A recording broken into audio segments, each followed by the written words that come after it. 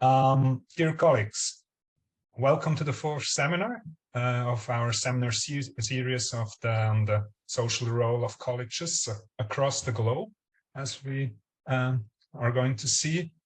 I first wish to acknowledge that this land on which the University of Toronto operates, so for thousands of years it has been the traditional land of the Huron-Wendat, the Seneca and the Mississaugas of the Credit, and today this meeting place is still home to many Indigenous people from across Turtle Island, and we are very grateful to have the opportunity to work on this land.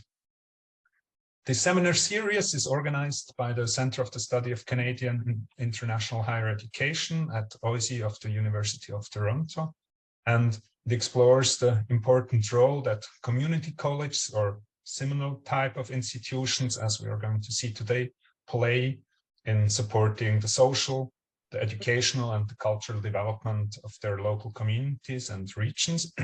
And we argue that the role that colleges play is not as well understood and not as well theorized as well as the role of universities and schools. And then this matters very much because colleges are vital inter alia for the well-being of their local communities. They support their regions and communities and in many often invisible ways. And however, the ways in which they do so differ in different countries and systems. And that's why the speaker series includes speakers from across the globe.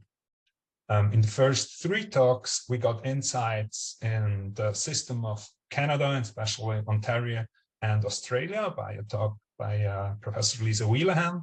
Then we had a second talk by Dr. Pauline David on the system of France, and myself, Jacob Costa, I did a talk on Switzerland. All of these took place in June. And we are very happy now to continue this series with a talk from our today's speaker, Dr. Maarit Virolainen, on developments in the Finnish systems of universities of applied science. I'm going to introduce you briefly, Maarit.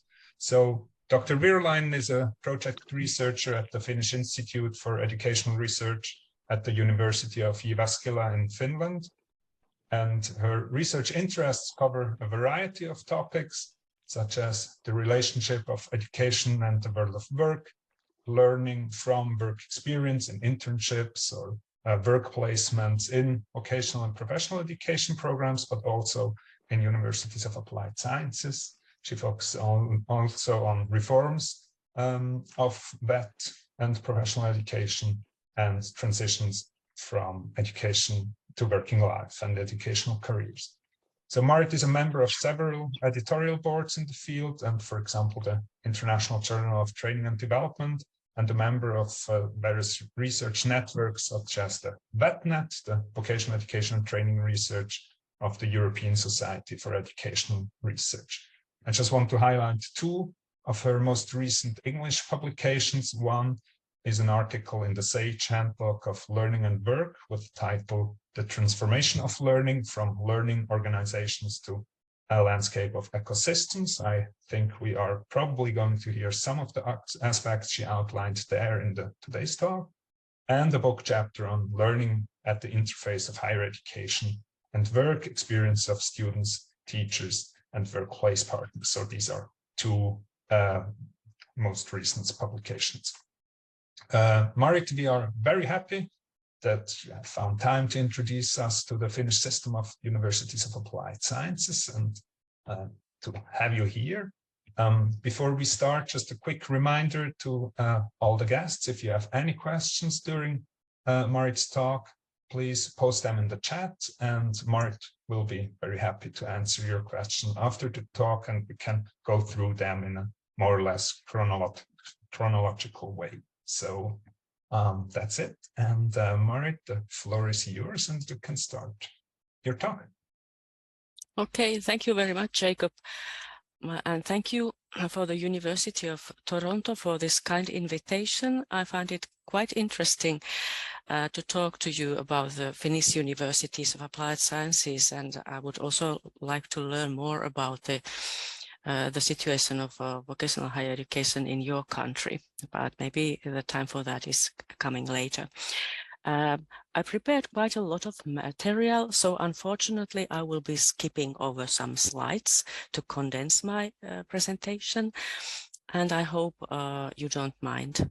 And at any point, if you feel that you would like to ask something, just please write your questions there and we will look at them in the end. So what I'm going to speak to you today about is the Finnish Universities of Applied Sciences. I personally very much enjoy looking at the development of institutions like vocational education and professional higher education in the long-term perspective. And therefore, I have put a little bit about the history in my presentation. I presume you have read the abstract and know that I'm going to look at the development of the Universities of Applied Sciences in Finland, and also especially at how they have moved toward having more regional and national impact, and maybe even a global interest in the recent years. So this is the contents and how I'm going to proceed in my presentation.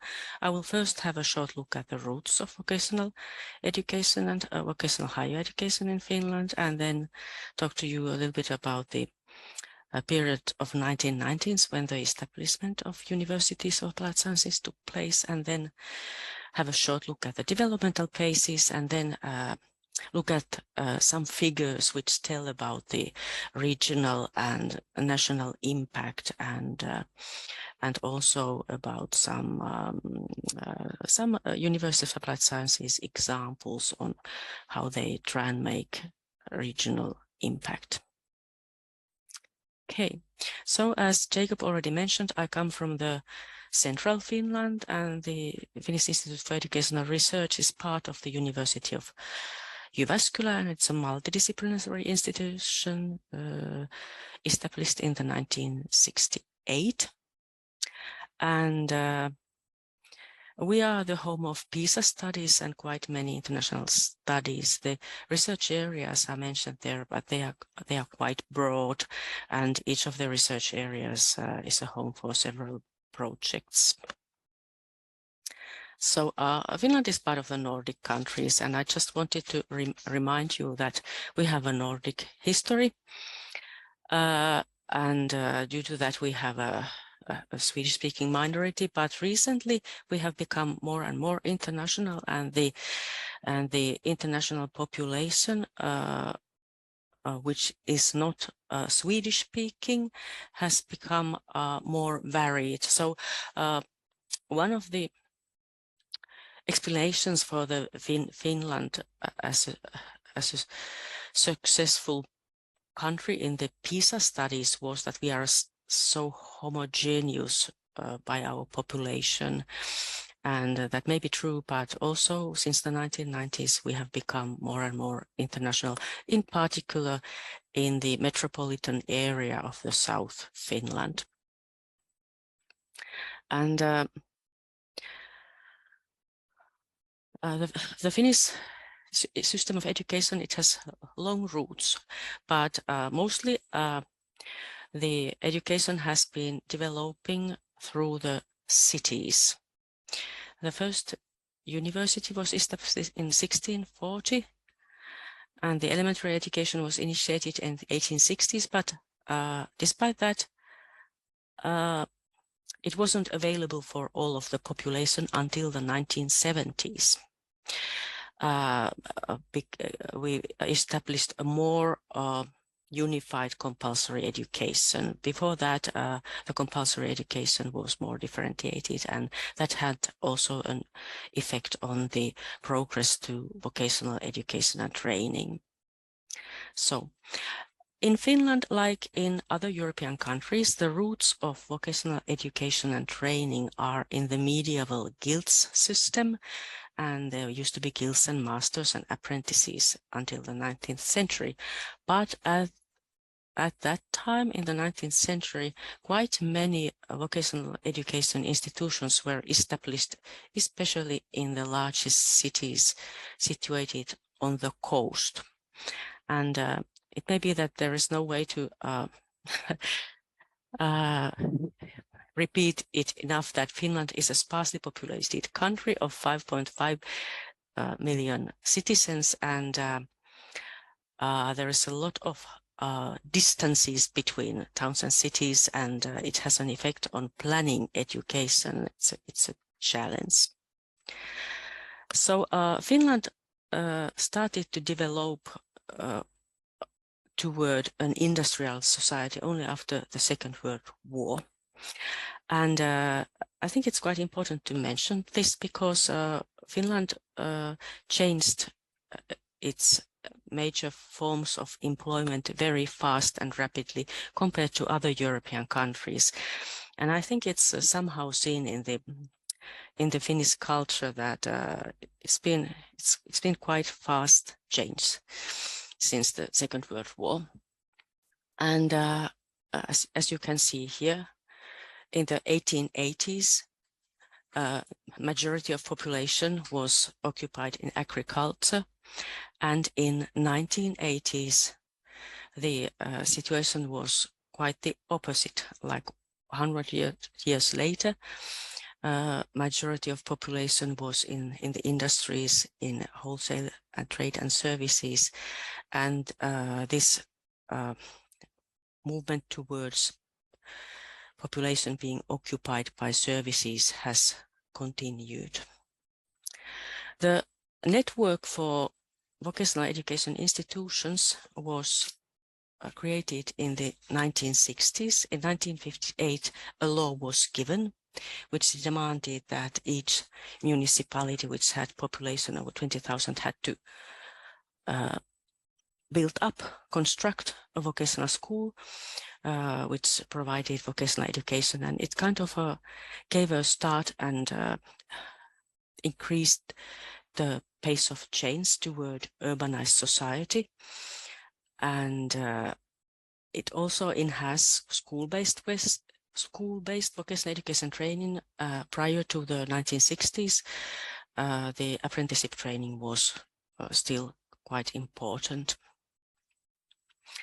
And since 1960s, there were vocational education qualifications provided that had quite varied length depending on the occupation and field that the qualifications were targeting at.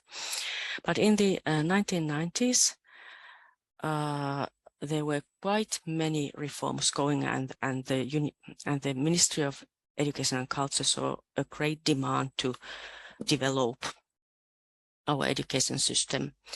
And first, the consecutive structure of parallel vocational initial and higher education was abolished, and a consecutive structure was established, and all initial vocational education and training qualifications were lengthened to last 3 years, and the polytechnics started through an experimental phase. And this is what our system looks like now.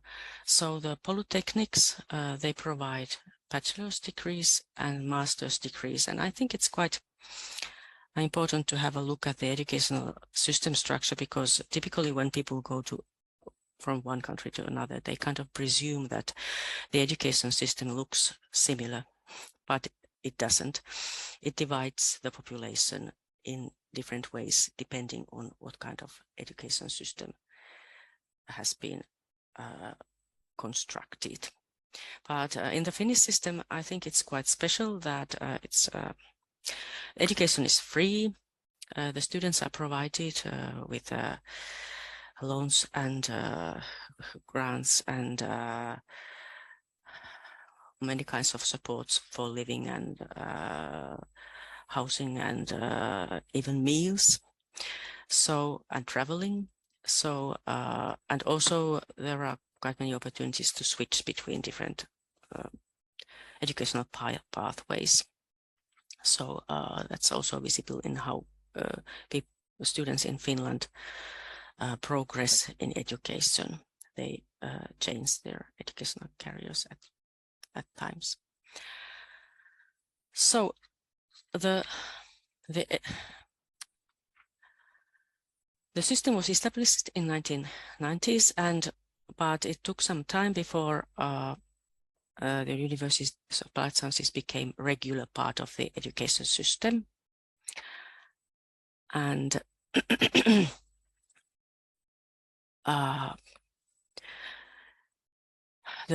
the act for the regular system was given in 2003. So after that, the Universities of Applied Sciences were a full member of our higher education system on the side of the traditional science universities. And there was more focus on providing education for adult learners and those continuing to the professional master's degree at the Universities of Applied Sciences and to research and development. And at present, we have 24 Universities of Applied Sciences across country. And compared to traditional science universities, the Universities of Applied Sciences are more numerous. And in this picture, you can see how they are dispersed across country. Each of them has several campuses, and they are mostly multidisciplinary. And if we look how the Universities of Applied Sciences have had an effect on the education of population, this figure tells how the graduates from year 2015 have been dispersed across country. It's the blue figure which tells about the Universities of Applied Sciences, and the more green figure tells about where the traditional science universities graduates are dispersed in the country. So we can see from these two figures and comparing that the university graduates are more in the metropolitan area, around our capital city and in the southwest of Finland, whereas the students who have graduated from the Universities of Applied Sciences, they are more across the whole country. And if we look at the change that has taken place through decades, we can see that the level of education in the population has increased throughout the whole country. In the red arrows point to the years. In 1987, it was only 23% even in the capital area who had higher education degrees, and in 2019 it was 39% in the capital area who had higher education qualifications.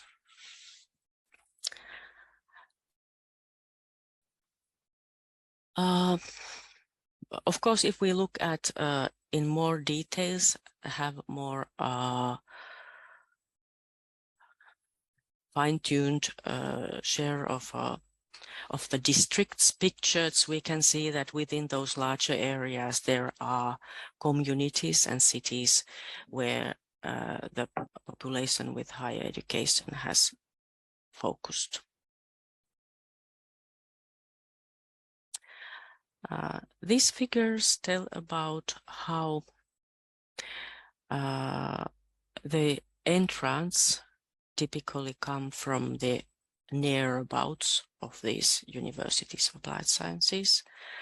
That is to say that in the Southern Europe, there are more students coming from the Southern Europe, And in each of the regions, there is always a majority of students coming from the nearest region.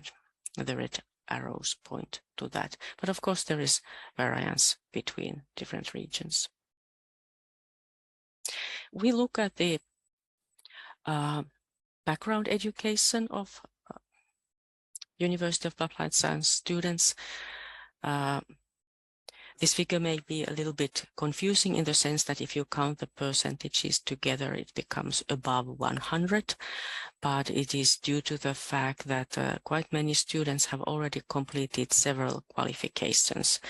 Typically, students enter University of Applied Sciences either after general upper secondary education or vocational upper secondary education, but some, and especially adult students, may have completed also bachelor's, either in the University of Applied Sciences or in traditional science universities, and therefore they may have several qualifications. But I think it's quite interesting to see that the universities of applied sciences have become quite important route to higher education, especially for those with initial vocational qualifications. So compared to 1990s, the vocational qualifications are not dead end anymore. There is a route to higher education also via initial vocational qualifications.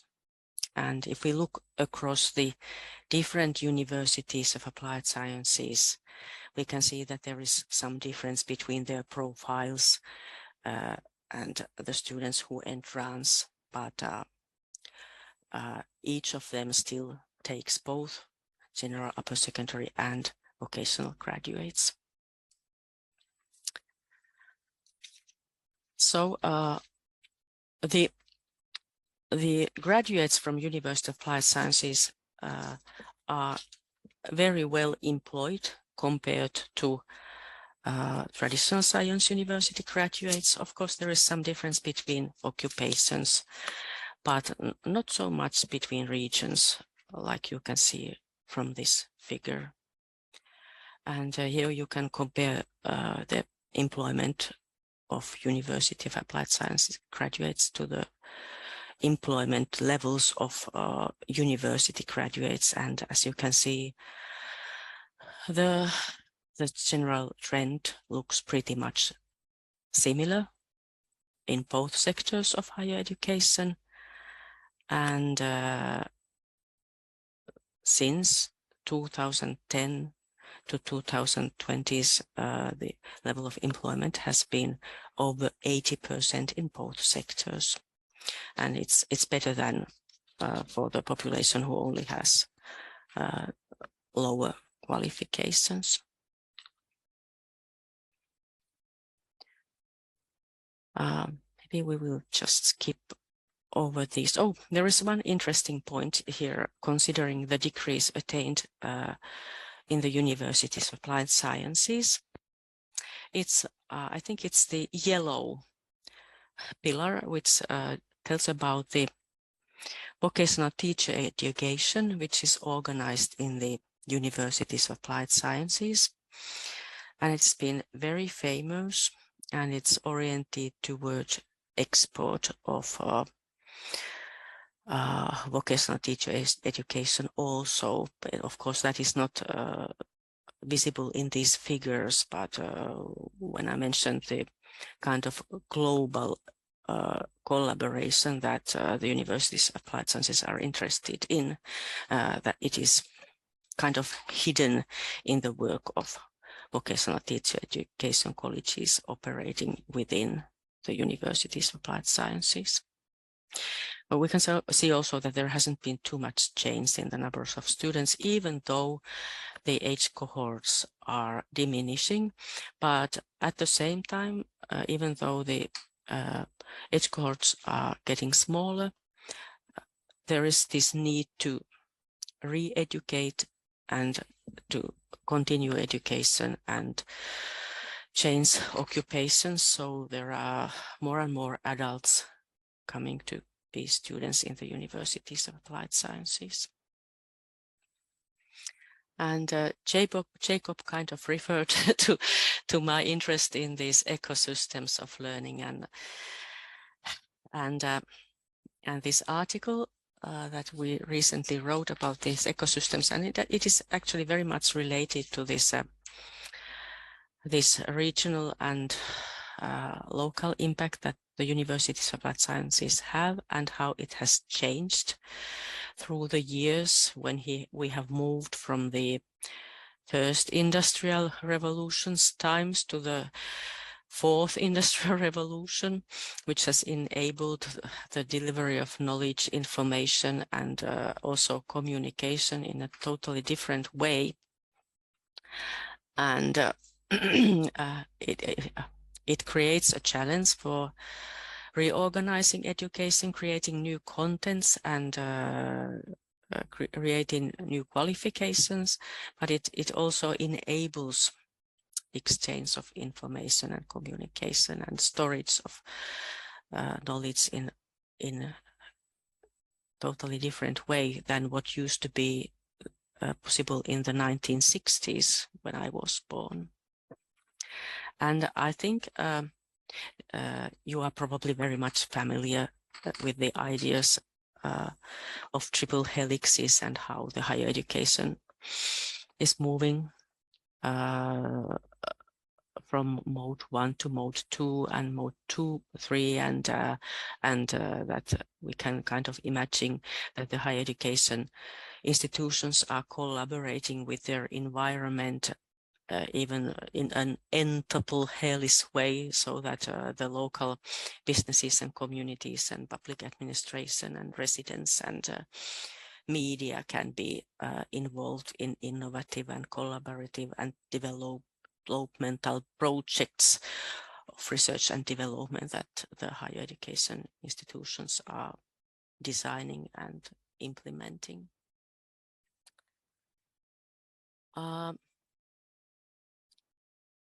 Well, I will just skip over. So what is the reason for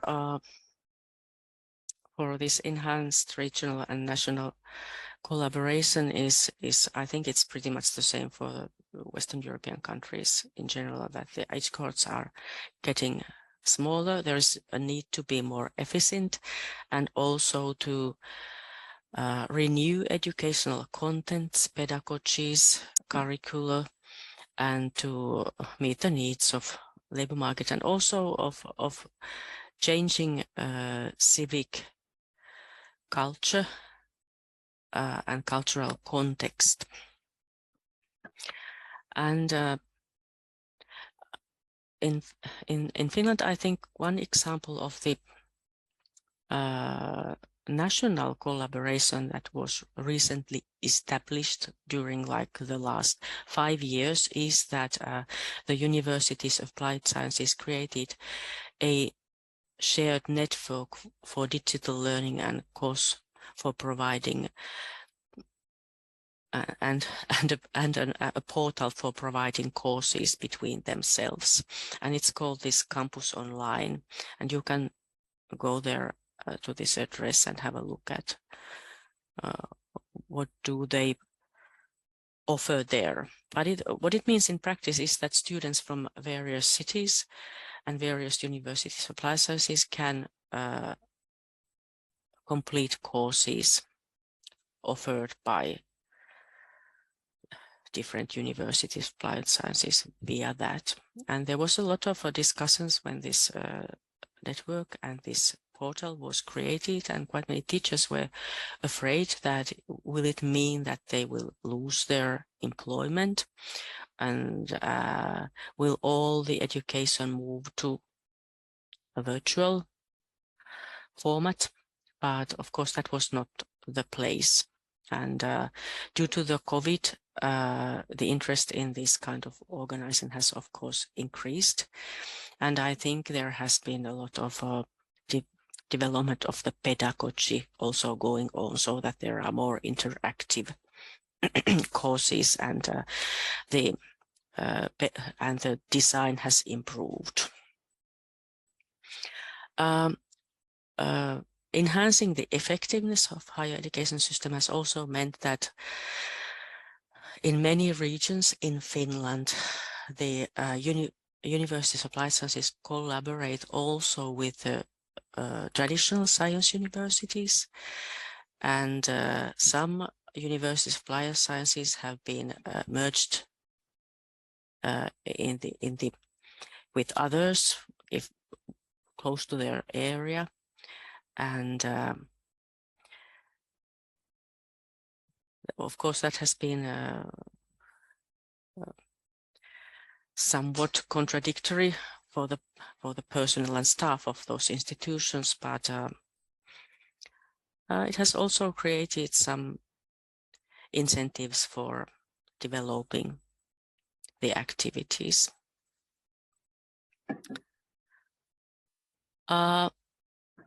And well, quite one of the most recent developments in the collaboration between University of Applied Sciences has been that these vocational teacher education colleges have created a network for research, and there is a link to an article telling about that here. So in the earlier times they were kind of operating more by themselves, but now they have started to look at each other and trying to find ways to utilize the research funding in more efficient ways together, so that they are not competing so much. But traditionally, the universities of applied sciences have been lagging behind in research and development funding compared to traditional science universities, and it has been a continuing discussing, and there is quite a big difference between the sectors of education in that sense. I think I have utilized even more time that I should have, so I would suggest that you look at the links. I will share the slides, and if you have any questions, you're very welcome to present them, and I will try and answer them. I'm sorry that we kind of rushed through a lot of material, but I hope that you were able to absorb something out of that. Thank you for your attention. Thank you very much, Maarit. We have plenty of time, and I think we also have plenty of time to probably go back to some of the slides if there are specific questions regarding certain content. I think we have at the moment 2 questions in the chat. First one from Travis Gordon. Do you mind asking your question live again? And then probably Maarit could react on that. Great, thanks. And thanks for a wonderful presentation, Dr. Virolainen. So I'm quite interested in the role in sort of the applied research role, which we didn't get into too much, of the Finnish UAS and their interconnections with the business community, particularly playing that sort of regional development role. So you might be aware the Government of Canada is currently looking at creating a Canadian Innovation and Investment Agency. And while the structure of the agency remains to be determined, it's been inspired by the model used in Finland, Business Finland, which was established by a merging of a few different business development agencies. So I'm just wondering if you can speak to the role of the Finnish government and agencies like Business Finland in sort of playing that connecting role between firms and nonprofits and the universities of applied sciences, and sort of, you know, what impact that has had on the sector and the perception of UAS in Finland. Thank you for the very good question, and I would like to answer that, but I'm not quite sure if the Business Finland has oriented much of funding towards universities of applied sciences, because the way they organize, they kind of have a research program, and the research institutes may apply for funding through that. And I would imagine that for Business Finland, they might apply from the technological oriented universities of applied sciences. But to be honest, I haven't gone through any figures of what kind of funding programs they have had, and what kind of institutions have applied for funding through them. So in Finland, the European Erasmus Plus programs have been quite important for collaboration between European universities of applied sciences and Finnish University of Applied Sciences for having shared projects. And then the Finnish Academy also offers funding for research, but that is mostly applied by the traditional science universities. Until recently, there has been more and more consortia between universities of applied sciences and traditional science universities. I think it's very much due to the fact that quite many of the universities of applied sciences have more and more PhD teachers hired, and they have also established research groups in the areas of their interest. So it a little bit depends also on the combinations of personalities and how they find their contacts between the universities of applied sciences and traditional science universities within disciplines and across various disciplines. There are quite many kind of associations and which offer funding for PhD students, but their grants are quite small. Then there are some like which are interested in the labor market, which and especially fund the research done for improving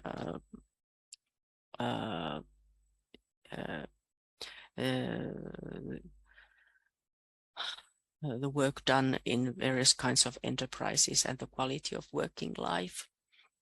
But those are quite specific. I'm sorry, I can't really answer you about it, the role of the Business Finland, but I think I will try and find something out of it.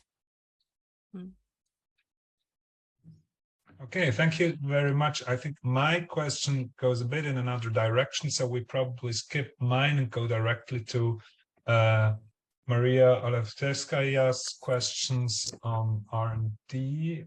Maria, would you mind reformulating your question? Yes, sure. Good morning, good evening to everyone. Thank you, Dr. Virolainen, for your great presentation. It was very interesting. My question relates to research and development. As I know that the Finnish Polytechnics or University of Applied Studies operated under the ownership of municipalities, if I'm not wrong. Could you please speak to what impact does this have on the research and development and collaboration with industry? And also, how does this affect the input and work in regional development? Thank you. Thank you. Thank you very much. It's a very good question. I think because the municipalities are involved in running and they have an interest in what is going on in the University of Sciences. They also have an understanding and know what are the most powerful enterprises in the area, what is important for the employment and productivity in the area, and also they are interested in the well-being of the local local actors. So they would keep a keen eye and try and activate discussion on relevant issues in the administrative bodies. And I think their impact comes through kind of a promoting lively discussion about the progress in the region and how to make a positive impact in it. Did I answer your question?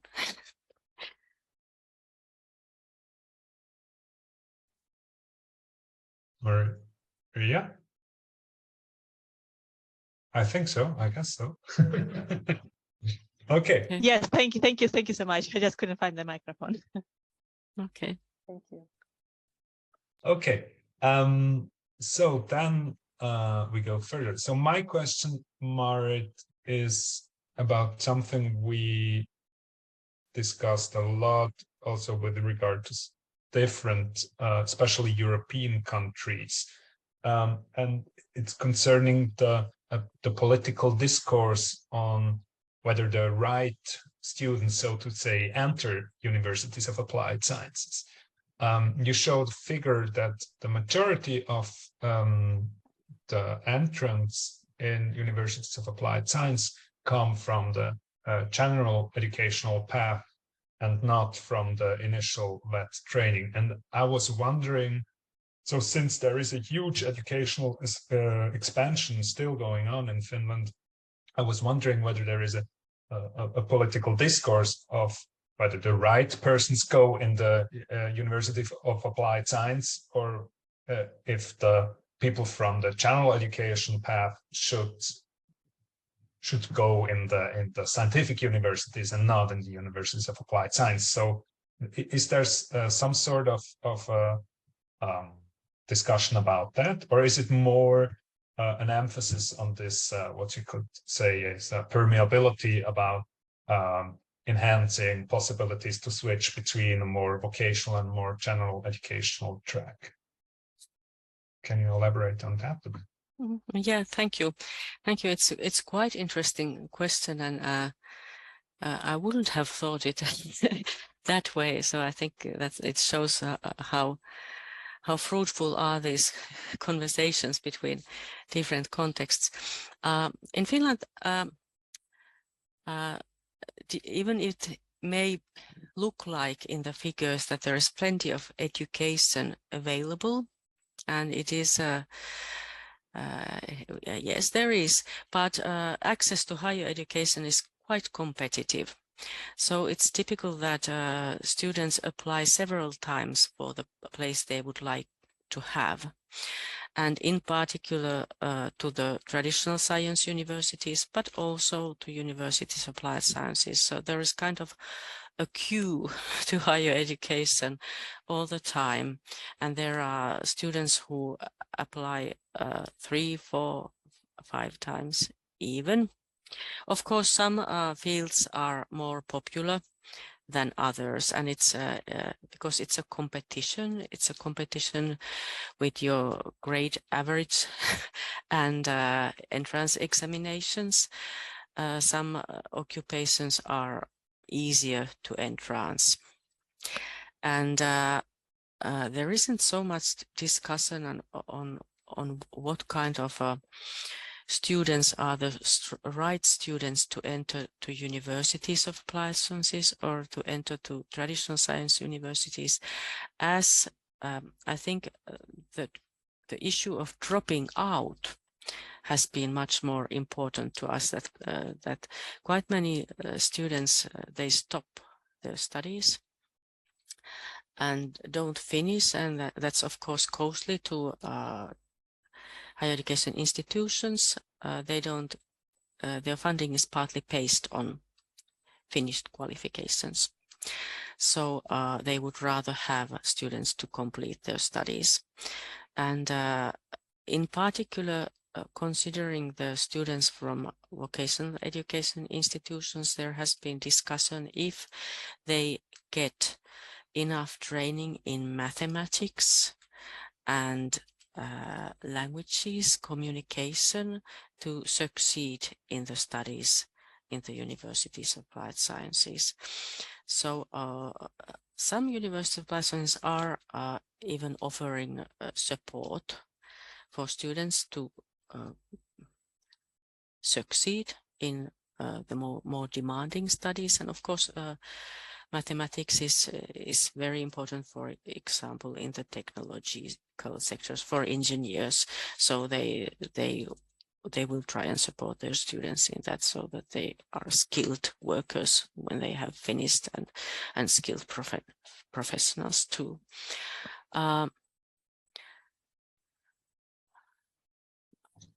Okay, I see that we have. Yeah. I Yeah. totally get it. It's very interesting because the systems are very different, whether they have requirements to enter, if there are queues, as you call them, to universities or not. And I think that's probably the major difference here. Thank you very much. Next up will be Kevin Moody. Thank you very much, Jakob. And thank you very much, Dr. Virolainen, for your most informative presentation. And I look forward to reviewing your slides at leisure later. Anglo-USA universities are understood to have three main roles: teaching, research, and service. This has been true since the middle of the 20th century. By service, we mean service to the local and regional community. And this could be economic services, but it could be community education, it could be contributing to social development. And the Vice-Chancellor of our university is a geographer, and he emphasizes greatly the university's role in the city and contribution to the city. In contrast, most Anglo-USA jurisdictions consider vocational colleges to have only an instrumental role, developing graduates for work, and perhaps some ancillary applied research and development. But their social role is not so strongly articulated, even though the colleges are located in small communities where they could serve a strong. Now, how are Finnish universities of applied sciences understood? They're importantly located in the regions. Do they have a strong social role to develop the decision-making of society, their culture, their broader education, or are they mostly instrumental role? Thank you. Thank you for the very good question. And there is no easy answer to that, but I think that because well, one important output they have for the communities is, of course, the professional competencies that the graduates have, and what kind of orientation they have learned toward developing their occupation and society. So that is one way that the higher education institutions would have an effect. Through the educational process and as part of the education for bachelors in the University of Applied Sciences, there is always quite a lot of work-based and workplace and work-related learning. So the students are involved in project projects, developmental projects, or learning at the workplace. And that is one way to, also for the teachers to get an experience of what is going on at the workplace. But of course, it's not ideal. There are associations, and I think there are structures which support that. But I must say that it could be more active, but as for any kind of innovations, it needs some kind of, how to put it, burning souls committed to make change. Hey, ladies and gentlemen. Yeah. Kiitos. Okay, you're welcome. I hope I answered your question. Okay, thank you very much. We go further on with a question from Catherine Jensen. Thank you very much, and thank you for that very interesting and informative presentation. I was particularly interested in your vocational teacher education programs. Can you describe that a little bit more, and what kind of academic and vocational credentials, official credentials, if any, are required to teach in these vocational programs at the universities, please?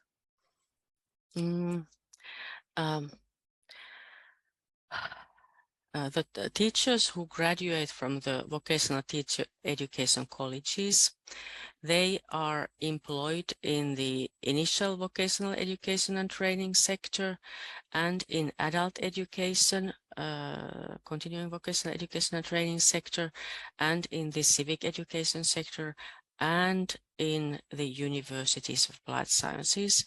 So they are competent to teach in quite many places. Nowadays, in the universities of applied sciences, quite many teachers have also PhDs, but they are masters. And I think they would probably have completed a master's degree either in the University of Applied Sciences or in the traditional science universities. So that's quite a little bit surprising. But I think to look at the teachers at the University of Applied Sciences, I should really check the figures. But there are quite many teachers also with background from the traditional science universities. But I think it's after all, they are collaborating between with the vocational education institutions in the regions and the local enterprises. So and to become a vocational teacher, they need to have experience in the world of work. Mm-hmm. So it's not possible to progress to teacher studies without practical experience. Mm-hmm. Thank you so much. I think there is a link in one of my slides where you can find information about the vocational teacher education colleges and their entrance demands in more detail. Thank you. I'll look for it. Do you want to search it now, Maarit, or do you want to? We'll leave it like that. Okay. We have, sorry. Maria, another question. I think we have plenty of time still. So go ahead. Thank you. So I have a question more about regarding the development and another question about development in the regions and development of research and development and applied research. So for example, Canadian colleges, as you might know, they have changed their approach, and especially during the last 10-15 years, they have been more and more engaged with the private sector and developing different solutions to the real world challenges faced by local business and community partners. As I understand that the Finnish University of Applied Studies took a a relatively similar approach and pathway, in the sense that from the 1990s, there has been a shift from focusing strictly on teaching and learning, providing some education, towards involving more research and development or applied research on the spot. Has this change affected the perception of the universities of applied studies, the perception of their role and purpose in the society?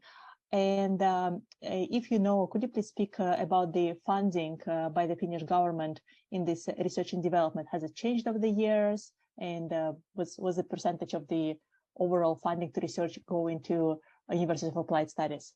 Thank you. Thank you. That's quite interesting question, and I must say that if I had known it beforehand, I would have checked the figures considering the funding and also the background education of the vocational teacher education candidates.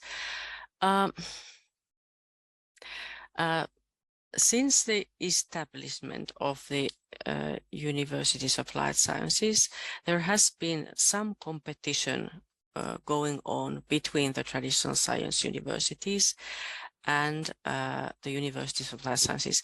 In the beginning, when the Universities of Applied Sciences were established in the 1990s, the research and development wasn't in the focus of their activities, but I think when they were regularized, when they became regular, they have been quite ambitious to develop themselves to become more comparable and competitive with the traditional science university sector. But by law, the research and development that is completed in the Universities of Applied Sciences, it's more applied and oriented to the regional development.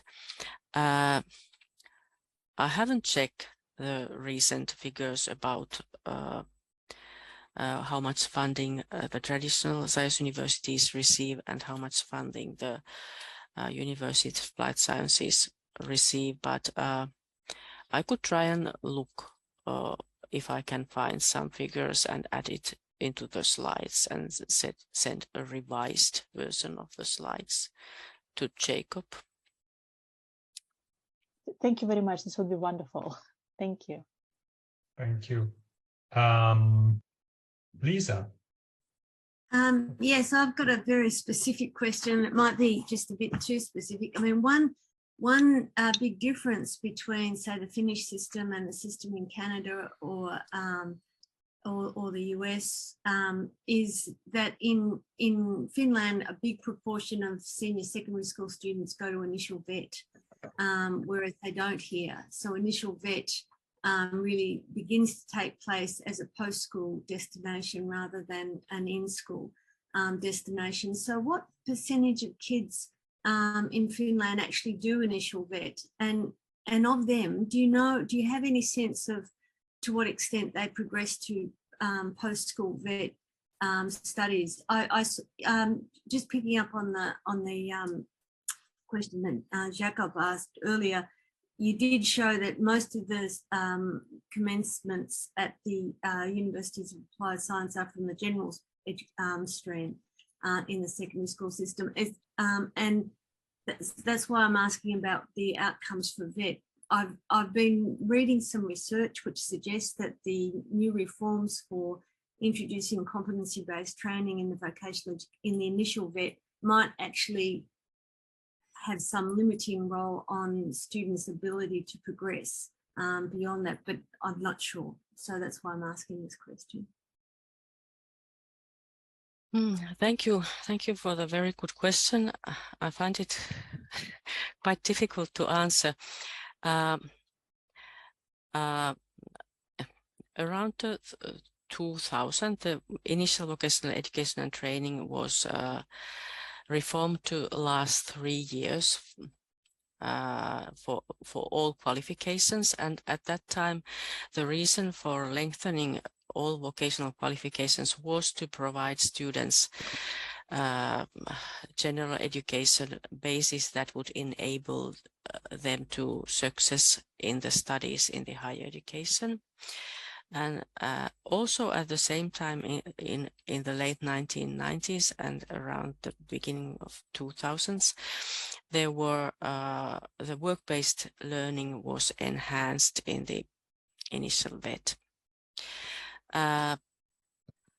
In 2015-18, there was a major reform of Finnish vocational education and training, oriented to enhance competence-based approach and individual study paths and individual progress within individual speeds of studies. After this reform in 2015-2018, there was another reform, and I wonder if you refer to that.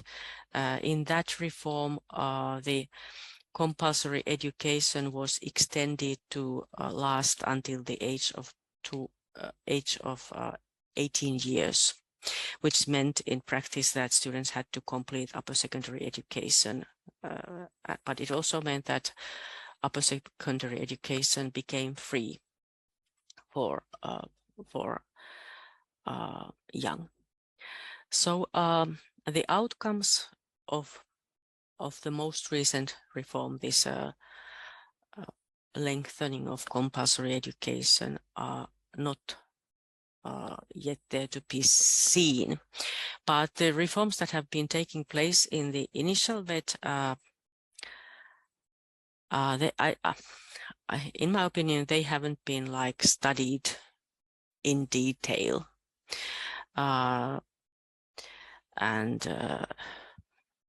There hasn't been so much change in the access, in the levels of access to the various routes, and as for the outcomes, we should have more detailed studies about the students' experiences. How do they feel about their success in the higher education? How do their teachers find? Do their students have the skills they need to succeed in the higher education? I wonder if I answered your question. So if anything was lacking, please, would you repeat it? That's fine, thank you. I mean, do you know what percentage of kids who do initial VET go on to a University of Applied Science or even a general university? What kind of kids? Those students who do initial vocational education in their seniors, yeah, what percentage of them goes further into post-school VET into a University of Applied Science or into other forms of education? Well, most of those who would continue their studies would go to universities of applied sciences. And but unfortunately, I haven't checked the what is it in terms of age cohort. We had a look at the entrance. Yeah. Entrance from the entrance point of view, but that is of course different from the percentage within an age cohort.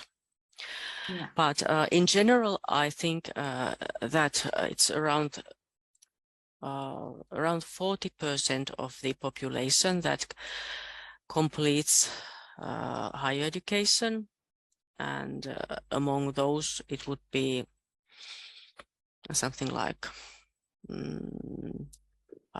half and half going to each sector of higher education. And if you think about the entrance quotas,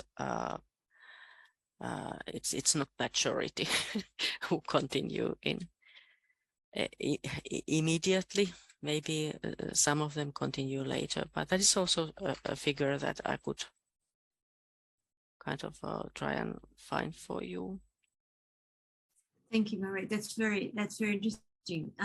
It would be interesting to see over time if there's been any change. It's just that I've seen some research which suggests that the competence reforms that were introduced between 2015 to 2018 might undermine the general purposes of education by emphasising specific workplace tasks and roles as outcomes. But I mean, that's something for the future, just for us to see how that develops over time.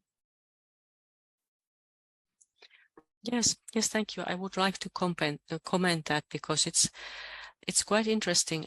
We actually I did some minor studies for the CEDEFOP, the European Centre for Developing Vocational Education and Training, and I looked at the curriculum of initial vet, and the share of more generally oriented studies has not changed so much, and in principle it is possible that students also make individual choice and choose more of general studies, or even combine their studies with the general upper secondary studies. And it has become obligatory for also the adult learners and those with earlier vocational qualifications to study the general parts, or at least have them accredited based on their existing competencies. But at the same time, while the regulation has not changed so much in the area of general studies within the vocational qualifications, the funding of vocational education and training has been cut quite a lot, and it's possible that that may have had some effect, but there hasn't been really a proper study to compare or ask the education providers how they have organized and reorganized their activities based on the changed context. Okay, thank you. Kevin has a follow-up question, I think.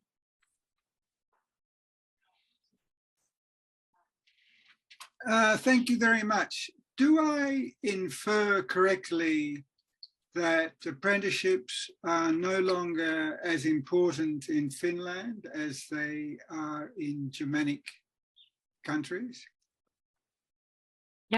Yes, indeed. That's very much the situation, and has been like that since the 1990s. Prior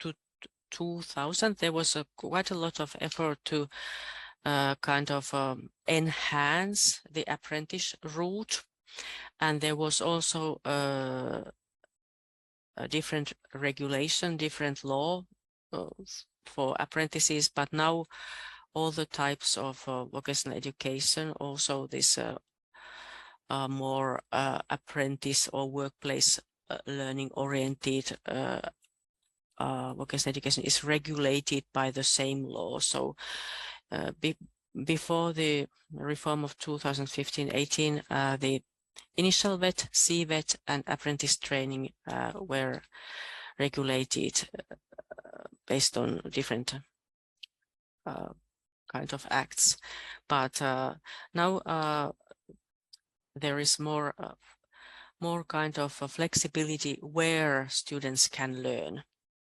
and they are their competencies are assessed because it's more competence-based approach. So it's possible that they learn at the workplace via apprentice training under the same regulation, but in general, it has been minor route in the Finnish education, and since the 1960s, the school-based education, vocational education, has been kind of the major form of vocational education in Finland.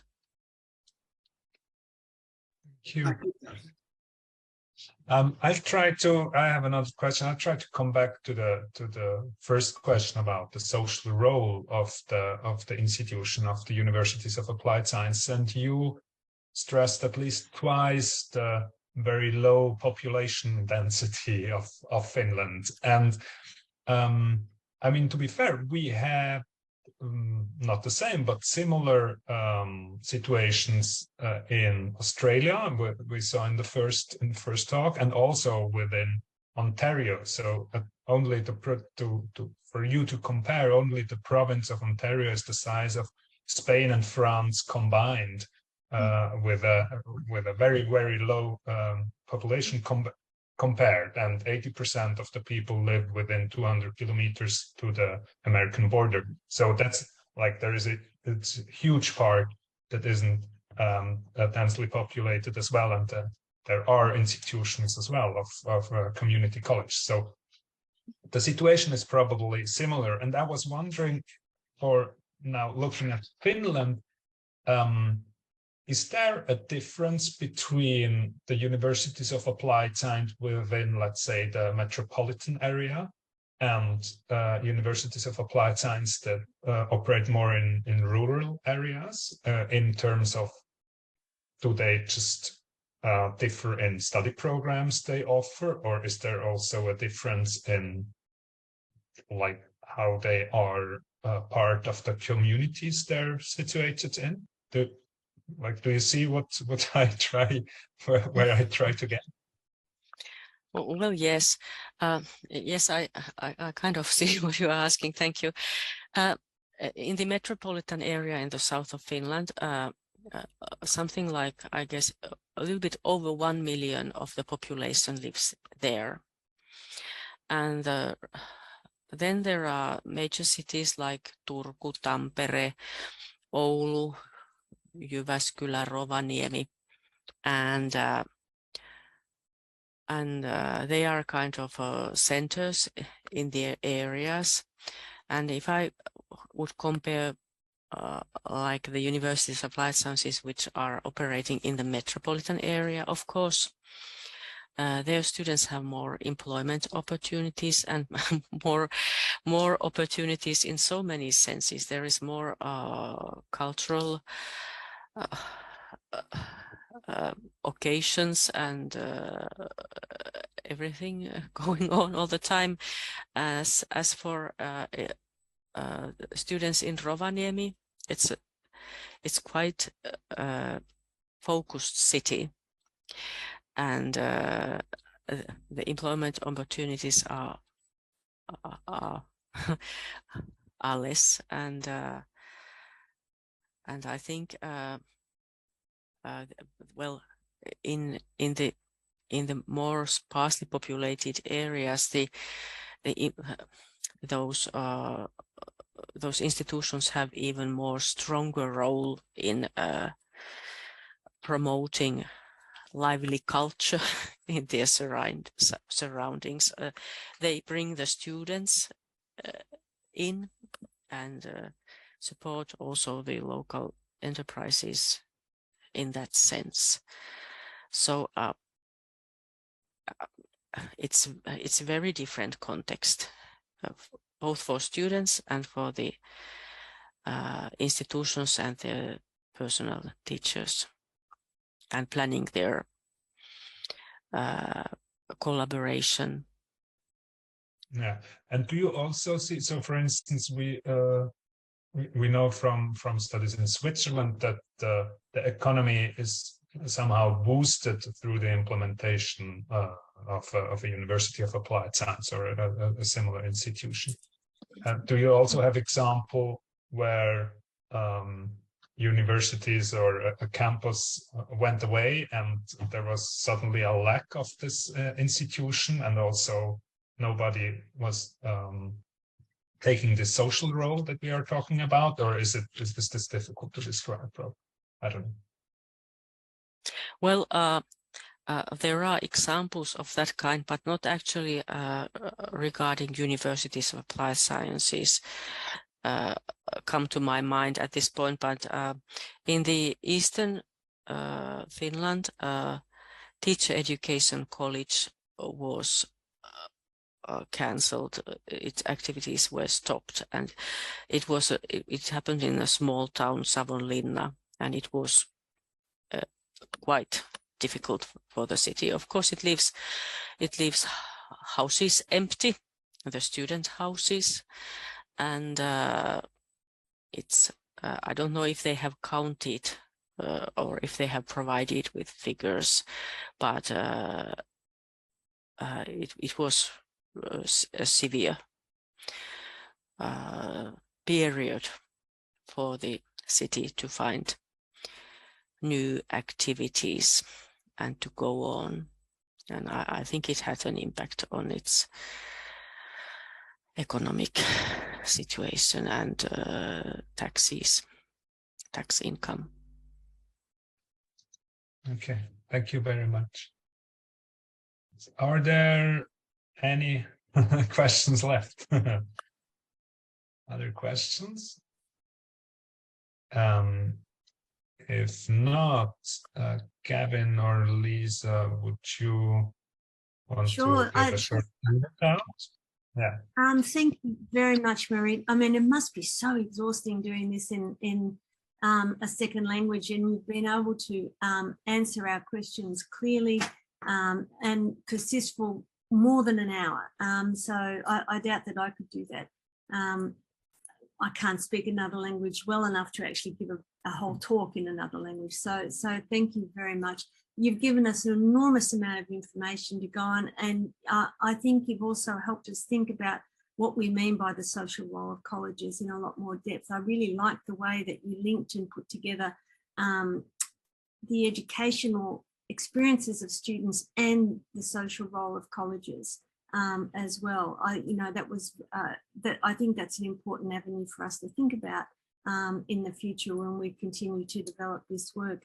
This has been a very important contribution to this whole series. And as you say, it is important to hear from different jurisdictions because we tend to naturalize and normalize our own systems and think that they're that's how it's done, when in fact other jurisdictions have got quite different ways of doing things, and we can learn an enormous amount from comparing and contrasting our own system with those other systems. So thank you once again for this presentation. It's been absolutely fabulous.